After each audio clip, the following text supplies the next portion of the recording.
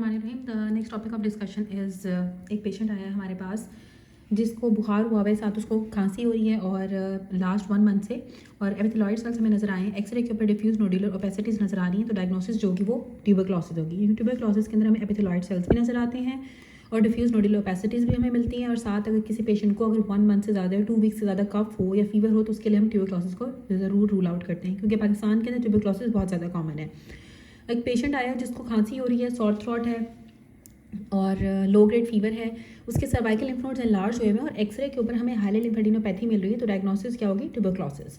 इस तरह से एक पेशेंट आया जिसको लो ग्रेड फीवर होगा, नाइट स्वेट्स है, रात को पसीना आता है, हिमाचूरिया हो गया, ब्लडी यूरिन आ रहा है और आरबीसीज उसके जो है वो हमें यूरिन के अंदर जो है 25 आरबीसीज नज़र आ रही हैं, तो अल्ट्रासाउंड उसकी अनरिमार्केबल है। तो कॉज क्या होगी? Renal tuberculosis. अगर नाइट स्वेट्स हैं, लो ग्रेड फीवर हो, साथ हिमाचूरिया हो तो रीनल ट्यूबरक्लोसिस होगी। अब जो एंटीबॉडीज़ हमें ट्यूबरक्लोसिस के अंदर मिलती हैं वो सेल के साथ बाउंड होती हैं और एयरबोर्न इन्फेक्शियस डिजीज़ में आपकी ट्यूबरक्लोसिस आती है। एयरबोर्न इन्फेक्शियस डिजीज़ में ट्यूबरक्लोसिस आएगी। एंटीबॉडीज़ टीबी के अंदर सेल के साथ बाउंड होती है। एक पेशेंट आया है जो एंटी ट्यूबरक्लोस ड्रग ले रहा है पिछले 2 महीनों से। अब वो प्रेजेंट किया है कि उसका ESR ज़्यादा हो गया है क्योंकि उसको super imposed acute bacterial infection हो गई है। जो एरिथ्रोसाइट सेडिमेंटेशन रेट होता है वो आपको इन्फेक्शन के बारे में बताता है। तो अगर ऐसा पेशेंट जो कि ATT ले रहा होगा और उसके बाद अगर उसका ESR ज़्यादा हो गया तो इसका मतलब है कि उसको super imposed acute bacterial infection हो गई है, कि टीबी तो थी, अब कोई और बैक्टीरिया की इन्फेक्शन उसको हो गई है। 50 ओल्ड स्मोकर है, उसको ड्राई कफ है, हल्का फुल्का उसको बुखार रहता है, मलेज है, उसकी चेस्ट क्लियर है, लेकिन एक्सरे के ऊपर हमें लेफ्ट एपिकल के ऊपर ना, लेफ्ट एपिक्स के ऊपर शेडो नज़र आ रहा है और मॉन्टॉक्स टेस्ट भी उसका पॉजिटिव है। ESR उसका 90 हुआ हुआ, डायग्नोसिस उसकी टीबी आ जाएगी। ESR भी ज़्यादा है। मॉन्टॉक्स टेस्ट जो पॉजिटिव होता है ट्यूबरक्लोसिस के, जो हम स्किन टेस्ट करते हैं, और पल्मोनरी ट्यूबरक्लोसिस के अंदर हमें प्राइमरी फोकस जो होता है वो पैरेन्काइमा के अंदर से होता है और साथ आपके रीजनल लिम्फ नोड्स की इन्वॉल्वमेंट होती है। जो प्राइमरी फोकस होगा पल्मोनरी ट्यूबरक्लोसिस के अंदर वो पैरेन्काइमा के अंदर होता है और साथ आपके रीजनल लिम्फ नोड्स की इन्वॉल्वमेंट होती है। गोन कॉम्प्लेक्स आपकी प्राइमरी ट्यूबरक्लोसिस का फीचर होता है। प्राइमरी ट्यूबरक्लोसिस के अंदर आपको गोन कॉम्प्लेक्स बनता है और पल्मोनरी ट्यूबरक्लोसिस के अंदर आपका जो प्राइमरी फोकस होता है वो पैरेन्काइमा के अंदर होता है और साथ आपके रीजनल लिम्फ नोड्स भी इन्वॉल्व होते हैं। जो बहुत लाइकली कॉज है ना नेगेटिव मॉन्टॉक्स टेस्ट की टीबी वाले पेशेंट्स के अंदर, जो लोग इम्यूनोसप्रेसिव थेरेपी ले रहे होते हैं उनको टीबी का जो मॉन्टॉक्स टेस्ट होता है वो उनका नेगेटिव आता है। अब जो पल्मोनरी ट्यूबरक्लोसिस होती है ना उसमें आपके posterior segment of the upper lobe आपका इन्वॉल्व होता है, ठीक है। आपके अपर लोब लंग का भी पोस्टीरियर सेगमेंट इन्वॉल्व होता है पल्मोनरी ट्यूबरक्लोसिस के अंदर। अपर लोब का पोस्टीरियर सेगमेंट पल्मोनरी ट्यूबरक्लोसिस के अंदर इन्वॉल्व होता है। एक मैन है जो कि माइंड में काम करता है और उसको हल्का फुल्का बुखार हो गया और एक्सरे के ऊपर हमें लेफ्ट एपिकल कंसोलिडेशन मिल रही है। अब एपिक्स के ऊपर जो हमें कंसोलिडेशन मिल रही है तो उसका मॉन्टॉक्स टेस्ट भी पॉजिटिव है, तो डायग्नोसिस क्या होगी? ट्यूबरक्लोसिस। अब एक पेशेंट है जो ATT ले रहा था लेकिन वो डिफरेंशिएट नहीं कर पा रहे रेड और ग्रीन कलर के अंदर, तो उसको क्या होगी? इथैम्ब्यूटोल की वजह से आई ब्लाइंडनेस हो जाती है। अब हम एंटी ट्यूबरकुलस ड्रग्स और उनके साइड इफेक्ट्स पढ़ते हैं। आइसोनियाजिड आपकी पेरिफेरल न्यूरोपैथी कराती है और साथ आपको हेपेटाइटिस कराती है, क्योंकि ये आपके इसकी प्रिवेंशन के लिए हम विटामिन B6 साथ देते हैं आइसोनियाजिड वाले पेशेंट के अंदर। आइसोनियाजिड वाले पेशेंट के अंदर विटामिन B6 की डेफिशिएंसी करा देती है और इस वजह से आपको पेरिफेरल न्यूरोपैथी हो जाती है और साथ ही हेपेटाइटिस भी कराती है। तो इस तरह से हम आइसोनियाजिड वाले पेशेंट्स को साथ हम पायरोडॉक्सिन या विटामिन B6 भी देते हैं ताकि हम प्रिवेंट कर सकें। आइसोनियाजिड पेरिफेरल न्यूरोपैथी और हेपेटाइटिस कराती है। रिफाम्पिसिन जो होती है वो ऑरेंज रेड कलर की सिक्रीशंस प्रोड्यूस करती है और इसके लिए ट्रीटमेंट की भी ज़रूरत नहीं होती है। जो orange red colour secretions produce करती है रिफाम्पिसिन से आपको रेड कलर यूरिन आता है और आपके टीयर्स का कलर भी रेड कलर या ऑरेंज कलर का हो जाता है। इथैम्ब्यूटोल जो होती है ये ऑप्टिक न्यूराइटिस कराती है और कलर ब्लाइंडनेस कराती है। अब इसको आप प्रिवेंट किस तरह से करेंगे कि आप इसको डोज को या तो स्टॉप कर देंगे या फिर डोज को रिड्यूस कर देते हैं, क्योंकि ये रीनल इम्पेयरमेंट भी कराती है इथैम्ब्यूटोल, तो इसलिए हमने इसकी डोज एडजस्टमेंट करनी होती है। उसके बाद आती है पायराजिनामाइड। जो पायराजिनामाइड होती है वो गाउट कराती है, हाइपर यूरिसीमिया कराती है, हेपेटाइटिस बी कराती है और फोटोसेंसिटाइजेशन भी कराती है। पी से पायराजिनामाइड, पी से फोटोसेंसिटाइजेशन कराती है, साथ ही हेपेटाइटिस भी कराती है, हेपेटाइटिस आइसोनियाजिड और पायराजिनामाइड कराती हैं और ये हाइपर यूरिसीमिया गाउट कराती है और हेपेटाइटिस भी कराती है। स्ट्रेप्टोमाइसिन होती है, स्ट्रेप्टोमाइसिन आपकी 8 नर्व को डैमेज कराती है, वेस्टिबुलर डैमेज करती है, 8 नर्व को डैमेज करती है और ये आपके उन्हीं पेशेंट्स के अंदर यूज़ करते हैं जिनको मल्टी ड्रग रेजिस्टेंट और या फिर कॉन्ट्राइंडिकेटेड होती है प्रेगनेंसी के अंदर। जिनको मल्टी ड्रग रेजिस्टेंट टीबी होती है उसके अंदर हम स्ट्रेप्टोमाइसिन को यूज़ करते हैं और ये आपके हेयरिंग डैमेज कराती है, आपके वेस्टिबुलर 8th नर्व को डैमेज कर देती है। अब जो स्ट्रेप्टोमाइसिन होती है ना, इसमें लिखा हुआ है कि कौन सी ड्रग आप टीबी की ड्रग प्रेगनेंसी में नहीं दे सकते हो। स्ट्रेप्टोमाइसिन को आप प्रेगनेंसी में नहीं दे सकते क्योंकि ये कॉन्ट्राइंडिकेटेड होती है प्रेगनेंसी के अंदर। कौन सी ड्रग जो होती है वो बॉडी से विदाउट सिग्निफिकेंट मेटाबॉलिज्म रिमूव हो जाती है, एलिमिनेट होती है। स्ट्रेप्टोमाइसिन बॉडी के अंदर सिग्निफिकेंट मेटाबॉलिज्म के बगैर एलिमिनेट होती है। अब जो इथैम्ब्यूटोल है वो आपकी एंटी टीबी ड्रग होती है और ये ऑप्टिक न्यूराइटिस कराती है। एक पेशेंट है जो कि मल्टीपल ड्रग्स ले रहा है टीबी को ट्रीट करने के लिए और अब उससे अगर रेड और ग्रीन कलर की लाइट में डिफरेंशिएट नहीं हो रहा है तो ड्रग जो रिस्पॉन्सिबल होगी वो इथैम्ब्यूटोल होगी। ऑप्टिक न्यूराइटिस या रेड ग्रीन कलर की जो कलर ब्लाइंडनेस होती है टीबी के पेशेंट्स के अंदर जो एटीटी ले रहे होते हैं इथैम्ब्यूटोल की वजह से होती है। और ब्लरिंग ऑफ विजन भी होती है इथैम्ब्यूटोल की वजह से। और जो इथैम्ब्यूटोल होती है वो बैक्टीरियोस्टैटिक ड्रग है, ठीक है, बैक्टीरियोस्टैटिक है। रेड ग्रीन कलर की ब्लाइंडनेस कराती है, ब्लरिंग ऑफ विजन कराती है, कलर ब्लाइंडनेस को डिस्टर्ब करती है, ऑप्टिक न्यूराइटिस कराती है। जो आइसोनियाजिड है ये आपकी हेपेटोसाइट्स की इंजरी करती है, हेपेटिक इंजरी करती है एन एसिटाइलसिस्टीन की डेफिशिएंसी करा के। एन एसिटाइलसिस्टीन की डेफिशिएंसी की वजह से आइसोनियाजिड आपके हेपेटोसाइट्स की इंजरी कराती है। पेरिफेरल न्यूरोपैथी टीबी के अंदर प्रिवेंट कर सकते हैं विटामिन B6 को देकर। अगर आप विटामिन B6 दोगे तो पेरिफेरल न्यूरोपैथी को हम प्रिवेंट कर सकते हैं जो पेशेंट्स आइसोनियाजिड ले रहे होते हैं। और आइसोनियाजिड आपके एन एसिटाइलसिस्टीन की डेफिशिएंसी की वजह से आपकी हेपेटोसाइट्स को इंजर कर देती है, इंड्यूस कराती है हेपेटोसाइट्स की इंजरी क्योंकि एन एसिटाइलसिस्टीन की डेफिशिएंसी कर देती है। अगर एक पेशेंट है जो एंटी ट्यूबरकुलस ड्रग ले रहा था और उसको पिंस और नीडल्स की सेंसेशन होती है, उसको नमनेस होती है या पिंस नीडल फीलिंग आती है तो विटामिन B6 उसको हम देना स्टार्ट कर देंगे। जो ऐसी एटीटी ड्रग जिसकी वजह से एक पेशेंट को पिंस एंड नीडल्स फील हो रही हैं तो कौन सी ड्रग हमने स्टॉप करनी है, आइसोनियाजिड को स्टॉप करना होता है। अब जो रिफाम्पिसिन होती है ना, ऐसा पेशेंट जो एंटी ट्यूबरकुलस ड्रग ले रहा है उसका रेड कलर का यूरिन आना स्टार्ट हो गया तो रिफाम्पिसिन की वजह से होता है। एक फीमेल है जो एंटी टीबी ड्रग ले रही थी और वो ऑल कॉन्ट्रासेप्टिव पिल्स ले रही थी लेकिन स्टिल कंसीव कर लिया उसने, तो किस ड्रग की वजह से, रिफाम्पिसिन की वजह से। क्योंकि जो रिफाम्पिसिन होती है ना वो आपका OCP का फेलियर करा देती है। अगर एक ऐसी पेशेंट जो रिफाम्पिसिन ले रही है और शायद अगर वो OCP ले रही है तो वो स्टिल वो कंसीव कर लेगी। एक ऐसी पेशेंट है जो टीबी का ट्रीटमेंट करा रही थी और उसको ऑरेंज पिंक कलर की डिस्कलरेशन होगी उसकी यूरिन की, तो ड्रग जो होगी वो रिफाम्पिसिन होगी। पायरेसिनामाइड जो होती है वो आपके राइट बिग टो की स्वेलिंग करा देती है क्योंकि ये आपके हाइपर यूरिसीमिया कराती है, यूरिक एसिड के लेवल को ब्लड में ज़्यादा कर देती है। और जो यहाँ पे लिखा हुआ है कि वाई जो एंटी टीबी ड्रग्स होती हैं उनको हम कम्बिनेशन में क्यों देते हैं, ताकि हम रेजिस्टेंस जो होती है ना उसको हम कम कर सकें। जो रेजिस्टेंस डेवलप हो जाती है ड्रग्स से पेशेंट्स को, उसको कम करने के लिए हम हमेशा ट्यूबरकुलोसिस की ड्रग्स को कम्बिनेशन में देते हैं। पहला दिया हुआ है कि विच एंटी टीबी ड्रग जो होती है जो कि बैक्टीरियोस्टैटिक होती है। इथैम्ब्यूटोल आपकी बैक्टीरियोस्टैटिक होती है। जो प्योर बैक्टीरियोस्टैटिक ड्रग होती है वो इथैम्ब्यूटोल होती है और बैक्टीरियसिडल में पायरेसिनामाइड आती है और रिफाम्पिसिन आती है। पायरेसिनामाइड और रिफाम्पिसिन आपकी बैक्टीरियसिडल होती हैं जिसकी दोनों प्रॉपर्टीज होती हैं, जो बैक्टीरियसिडल भी है बैक्टीरियोस्टैटिक भी है। आइसोनियाजिड बैक्टीरियसिडल भी है और बैक्टीरियोस्टैटिक भी है। पायरेसिनामाइड और रिफाम्पिसिन आपकी बैक्टीरियसिडल होती हैं और इथैम्ब्यूटोल बैक्टीरियोस्टैटिक होती है। जो आइसोनियाजिड होती है वो बैक्टीरियसिडल होती है बेसिलाई के लिए जो रैपिडली डिवाइडिंग फेज के अंदर, और जो आइसोनियाजिड होती है वो बैक्टीरियोस्टैटिक होती है बेसिलाई के लिए स्टेशनरी फेज के अंदर। आइसोनियाजिड स्टेशनरी फेज के अंदर बैक्टीरियोस्टैटिक है और जो उनका रैपिडली डिवाइडिंग फेज होता है उसके अंदर वो बैक्टीरियसिडल होती है। उसके बाद मेसोथेलियोमा जो है एस्बेस्टोसिस के साथ एसोसिएटेड होता है। मेसोथेलियोमा एस्बेस्टोस की वजह से होता है। एस्बेस्टोस आपका ब्रोंकोजेनिक कार्सिनोमा या लंग कार्सिनोमा भी कराते हैं और ब्रोंकोजेनिक कार्सिनोमा स्मोकिंग के साथ भी एसोसिएटेड होता है और स्मोकिंग के साथ आपका ब्रोंकोजेनिक कार्सिनोमा एसोसिएटेड होगा। अगर एक पेशेंट कंस्ट्रक्शन फैक्ट्री के अंदर काम कर रहा है या उसका ऑक्यूपेशन कंस्ट्रक्शन है तो उसको एस्बेस्टोसिस होगी, और अगर वो कोल माइनिंग के अंदर या सैंड ब्लास्टर्स में काम कर रहा है तो उसको सिलिकोसिस होगी।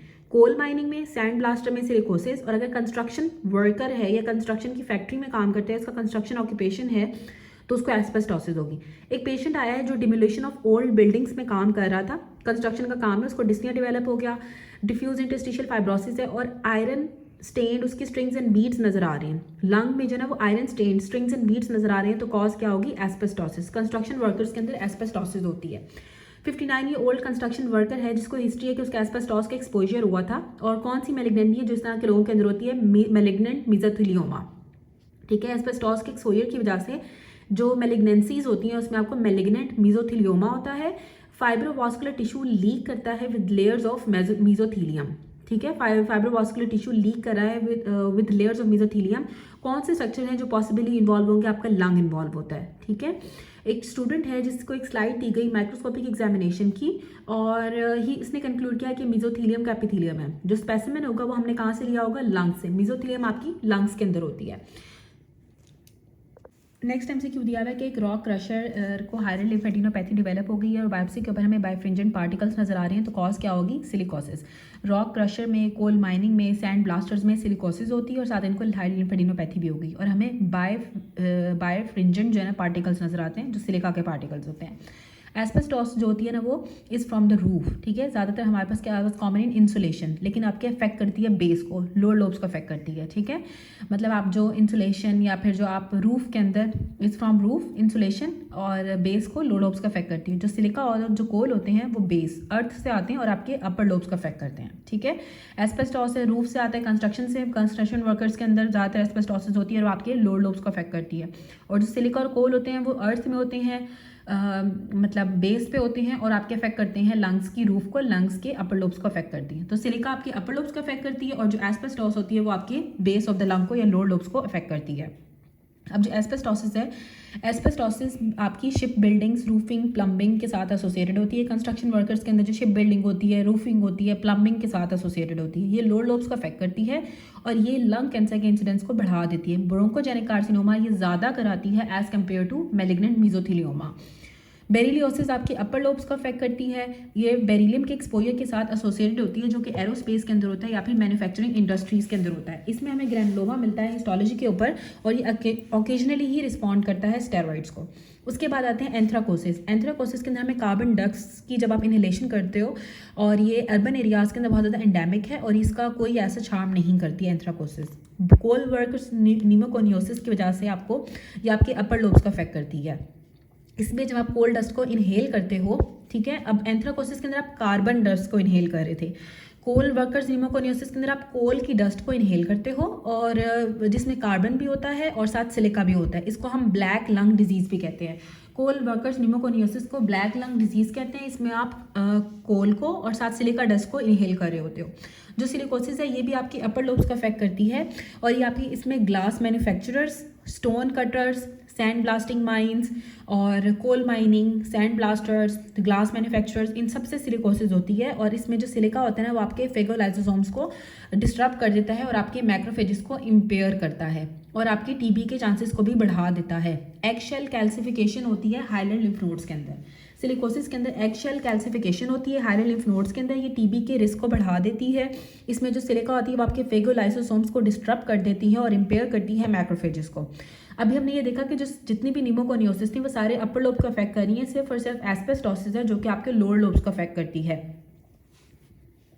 नॉन स्मोकर पेशेंट है जो प्रेजेंट किया है चेस्ट हैफिनेस के साथ, उसको खांसी है, हिमोप्टेसिस है। इन्वेस्टिगेशन के ऊपर हमें डायग्नोज किया कि उसको लंग कैंसर डेवलप हो गया है। कौन कौन से इन्वायरमेंटल एजेंट एक्सपोजर होता है जिसकी वजह से लंग कैंसर या ईयर डिसेबिलिटी डेवलप हो जाती है? तो रेडॉन की वजह से लंग कैंसर हो जाता है। अब यहाँ पे लिखा हुआ है कि जो रेडॉन है वो second leading cause of lung cancer है स्मोक के बाद, और कोई हिस्ट्री नहीं है उसकी एस्बेस्टोस के एक्सपोजर की। इस तरह के सिनेरियो में अगर स्मोकर दिया हुआ होगा तो फिर हमने स्मोकिंग को इंपॉर्टेंट फैक्टर लगाना होगा, नहीं तो फिर हम रेडॉन लगाएंगे, ठीक है।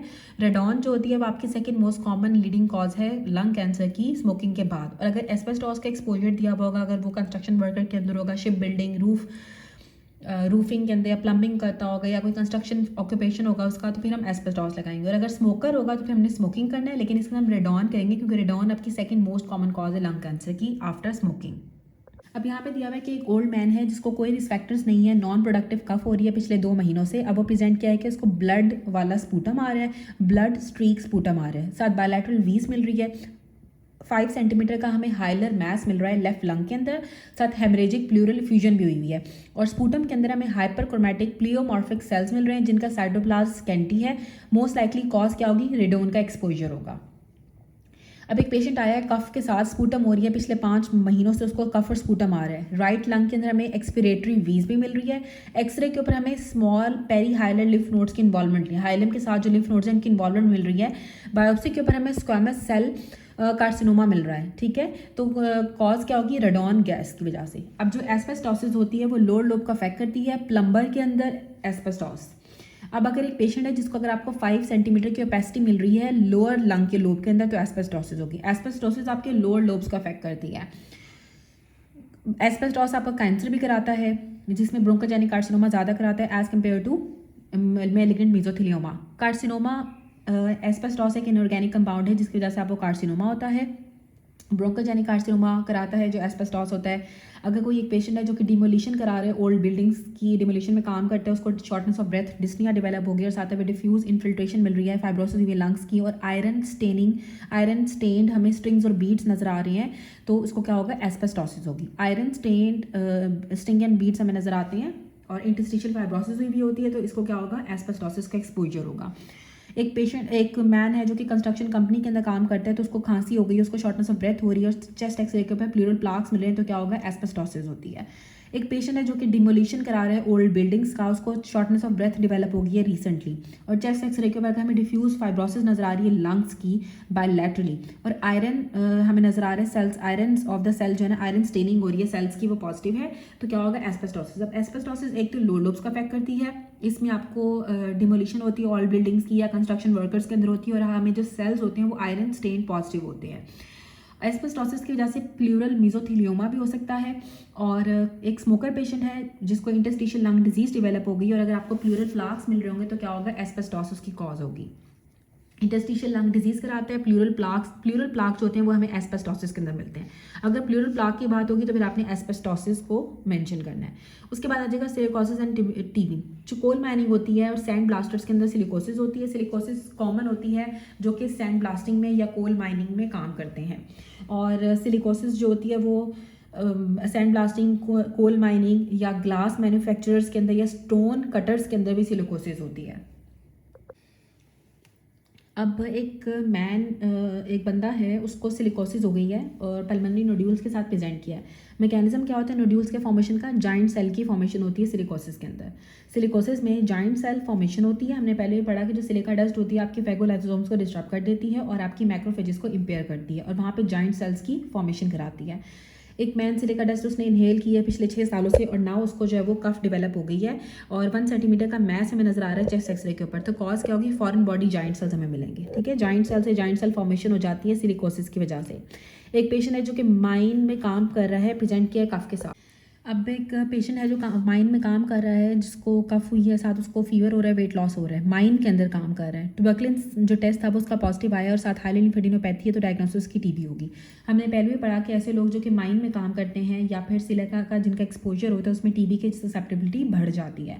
तो अगर फीवर होगा, कफ होगा, वेट लॉस होगा, साथ ट्यूबरकुलिन स्किन टेस्ट पॉजिटिव है तो ऑब्वियसली ट्यूबरक्लोसिस होगी उसको। एक पेशेंट है जिसको बायलैटरल हाइली लिम्फेडिनोपैथी हो गई है, साथ पल्मोनरी ट्यूबरक्लोसिस की डायग्नोसिस थी, वो काम कर रहा था माइंस के अंदर। कॉज क्या होगी, सिलिकोसिस की वजह से उसको टीबी डेवलप हो गई है।